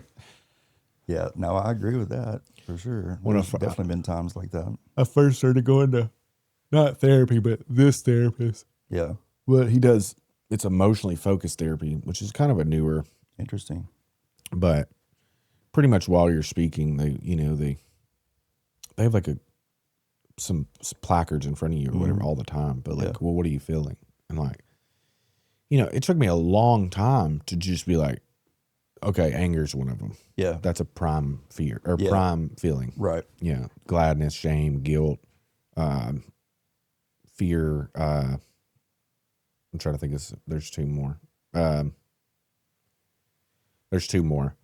Happy? No, that's gladness. Oh, glad. Yeah. But loneliness. There's one more. Okay. But like there was a long time where I would just be like, anger? Yeah. Yeah, like is there more? Right. He's like, yeah, there's other ones. We can get rid of all these. This is the one I'm Yeah. This is the one I'm good at right here. Yeah. We're gonna stick with this one. Yeah. Yeah. Full range. Yeah. Yeah. I mean, being aware of them has helped me like navigate them. Yeah. Yeah. Yeah. That's when all I did at Journey Pure was I was a group facilitator, so I just did groups every day. Loved it, man. So they're supposed to get it in their little intake packet, the little feelings wheel. You've seen them, but for whatever reason they didn't get them. So I would always make a point to pass them out and describe, like, tell them what this is for and how to use it. And so many people would be like, dude, this has really helped me, because before then they would come to group, be like, oh, physically I'm well, emotionally I'm fine, and now they're able to articulate and be more, specific with that. And that's one of the reasons we're there, is to get to know our emotions and our feelings and how we're doing physically. And, the day I got out of treatment, I went to Brett's place, and I remember, well, it was the next morning. Everybody got up and went to work. I still didn't have a job. I'm there alone, don't have a car, go out on the porch, smoking a little menthol. And I was checking in with myself, doing a little PIMS check-in, because I'd done it for 42 days straight, several times a day. And now here I was, there were plenty of times at rehab I was thinking, why am I doing this 5 times a day? If I would have just thought back to that time in Kuwait when the training saved my, but I was checking in. And so I remember thinking that it was just odd that I was doing that. I was like, damn, maybe this rehab shit worked, because the first time I was in rehab, I thought I just came in and they would like I don't know if they would just do a dance or hit a button or give me a pill or, Fix and I'm good. I can just, go back to my life and, get back to tattooing and, like I just thought things would, okay, now I can go back and focus on family and my job and everything's good. I don't take drugs anymore. And that's not it at all. Like I didn't realize I had to put in a lot of effort. I realized it once I was at Journey Pure, but I had no idea what treatment was, how it worked, what I needed to do, what my role was. I didn't know any of that, you know. So to get out of Journey Pure and be sitting on the porch the next morning doing a PIMS check-in, I just remember thinking, man, something has stuck, So I don't know. I just kept going from there, and I don't really do it much anymore. Sometimes when I'm with my girl, we'll check in with each other like that, just because it's fun to do. Or if we're worried about something, or maybe we're having some kind of a disagreement, or we're just not, what I'm saying's frustrating her, what she's saying for us, she'll just stop us and be like, all right, let's just check in. Like, how are we feeling physically? And we'll sit there, and then that usually brings down the emotions, the initial emotion, like, and we're able to talk things out. This is the healthiest relationship I've ever been in my whole fucking life, dude. And we're both in recovery, so we're both working on ourselves. We both communicate so openly and transparent. Like, you come into a relationship and just don't have any secrets and don't start having secrets is a huge, I never done that. There was always something I was hiding or telling just a little bit of or keeping from or, and to be in a relationship where. How long were y'all friends before? Not very long. Not very long. Yeah, not very long. Maybe 2 months, 2 or 3 months. But, just coming into a relationship and knowing, I knew she was in recovery. She knows I'm in recovery. We don't judge each other. It's so easy for me to come to her and I've never had this kind of comfort with any relationship in my whole life, other than maybe my mom. I've always been tight with her. She's been one of my best friends my whole life. She is so, I don't know what I would do without my mother. But Kat it's You feel safe. oh, so safe. Like if something's going on, I will just straight up be like, okay, I said this or I acted this certain way because I'm insecure with this and that. Like, that's not a habit of mine to be telling people what I'm insecure or even tell somebody I'm insecure about something. Yeah. But like with her, like I feel like she needs to know that information for us to grow and like know our bounds and know how we can, where we might need a little help. If she's insecure about this, then when we approach this, I need to be a little more delicate this time with this. It's just, it's crazy. Like sometimes I sit back and look at our relationship and I'm like, how in the fuck did like, this is healthy. Like, what? It's crazy, but I've been working on myself and working a program and I'm in recovery and like, I've learned a whole lot more than I think I have, I feel like, cause if you were to sit here and like, what do you think you've gotten out of it? I wouldn't be able to list much, but I think I have gotten a lot out of recovery so far. A healthy relationship and partnership is, dude, I'm so grateful. like, so grateful. You can't buy it. Yeah. Oh no, man. I wish you could. Yeah. I would have been set a long time ago. When I had all that drug money, I'd have just got me a good relationship and be done with it. No, you can't. You can't buy it. And it's still a struggle. I'm not like, we don't have an easy relationship. I don't necessarily know that relationships need to be easy, but it's a safe relationship and it's comfortable and we like supportive. Like I truly feel I have support and I truly feel safe coming unglued, acting like a child, all the things. I know that I can be in that space with her and she can point it out. She can, help me see like moving forward how I can get past that and overcome that. And it's okay to have this problem or it's okay to be insecure about it. Like, it's just crazy to me. Like I've never been in a relationship where somebody treats me like that. First of all, Yeah. So yeah, I'm beyond grateful for sure. It's definitely hard to find for sure. Yeah. Yeah. I have relationships like that, but they're platonic. Yeah. Yeah. Yeah. Most of mine are, but I don't know. I got lucky for sure. 2 or 3 months is a good enough time to be friends. Yeah, I think so. I mean, Yeah. we've been together A lot of times, for over 2 years now. there's this 12 stages of courtship. And a lot of times people will jump from stage 10, which is intercourse. They'll jump it to 2 or 3 Yeah. to 6. You know, the problem is they don't The in between. go through the process. Right. Yeah. And it's a common problem, not just for people in recovery, but for people In general. especially in America. Like, Yeah. and then the other problem I was talking about last guest about this is like anything that is what's the word I'm looking for? Anything that's not accelerating Okay. is betrayal, neglect, and just like rejection. Like, Okay. so like say like we're moving in a direction, me and you were dating because you love me, you know? Always have. Yeah, I always Yep. have. That's what my last guest said. Right. Yeah. But you know, like we get to a place where like, hey, listen, like I'm enjoying what we're doing right here.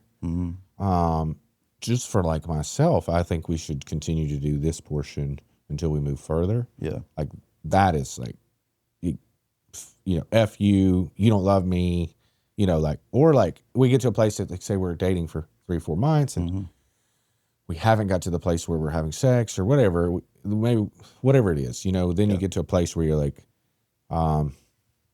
hey, I just don't think that like this isn't what I'm looking for. Yeah.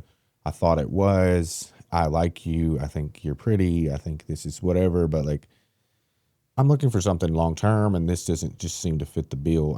I would like to be your friend still, you know.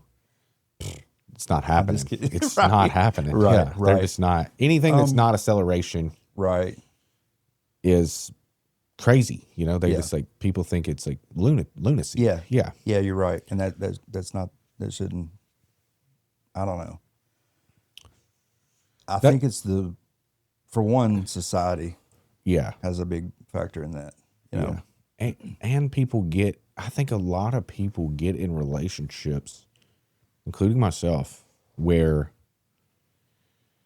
I think I'm way more aware of it now, but like people get in relationships where they feel that they can't get out because they're going to hurt the other person. Oh, sure. Yeah. And they Yeah. just, a year goes by and 2 years goes by and then 7. they're married and then 7 and then 8 Yes. and then 9 and then 20 and then they fucking hate each other. It happens every day, dude. Yeah. Guaranteed. Just because they can't go, hey, codependent. this Yeah. doesn't serve me and it doesn't serve you. Yeah. Yeah. Yeah. Yeah. Communication is definitely, we as human beings, period, are poor communicators, you know, but the whole not communicating because I don't want to hurt your feelings is the biggest disservice that we all do to one another. It seems like, you Yeah. know? It's codependency for sure. Yeah. Yeah. 100%. Yeah. But you're right. It's literally in every household in America, probably, you know, not saying every relationship, but like rampant yeah. for sure. I was at this retreat and this expensive retreat, mental health thing, but therapeutic thing, like intensive. But, you know, we had a whole codependent day. Cool. And Scary. then like the night before we had a CODA meeting there. Yeah. And, you know, we're reading the sheet and I'm like, dude, I feel attacked. Yeah. Yeah. Like, Yeah. I don't like this. And like codependency is not something like, it's not an abstinence based thing. It's like, where do I identify on the list today? And do I, you know, am I operating in codependency and how I operate today in this moment? Well, okay, no, I'm not good. Let's check in. Let's move forward. Like, but you could be anywhere on the list at any time. You know? Yeah. There was a CODA meeting in Murfreesboro for a while. Really? Yeah, there was one of the Journey therapists. Pure? No, it was a therapist from Tulip Hill. She wound up working at Journey Pure, but she worked at Tulip Hill for a little while, and her name was Sellers. And she, while she was there, she wound up starting a CODA meeting. Okay. It was right downtown, and I went to several of them. And then Did you have to take someone with you? Not my significant other. I didn't have one at the time, actually. It was a codependency joke. Yeah, right. Totally get it. But, you know, I went, and she was doing a really good job because she would every morning get on the group me and post the reading. Like, she was on it. And the fellowship just never really grew too much. It was never over 6 or 7 people. People don't want to listen. People don't want nothing to do with that coda meeting. Right. Yeah, because it's scary, man. It's worse than addiction's cool. Okay. Yeah, I guess. Yeah. I mean, it's cool compared to codependency. People are like, I don't want to be that. Oh, I know. When I was in Buffalo Valley, a couple weeks in, therapist says, I want you to take this book home tonight and just read this section. It was called Codependent No More, I think. Yeah, that's it. And I read that first section, and it scared. Like, I thought, oh, shit. I've been fucked up my whole life. Drugs were like a minor issue compared to what's going on here. You know, it scared me. Like, for real. I thought, I've got so much work to do. I don't even know where to start. It was daunting. It was overwhelming, you know? And so I never picked that book up again. I'm just kidding. I didn't have anybody else to read it with me. Right. No, I haven't like gone through that whole book by any means, but I am much more aware of my codependency and like can pick it. It's a little easier for me to spot when I'm doing it, which I think is a big key.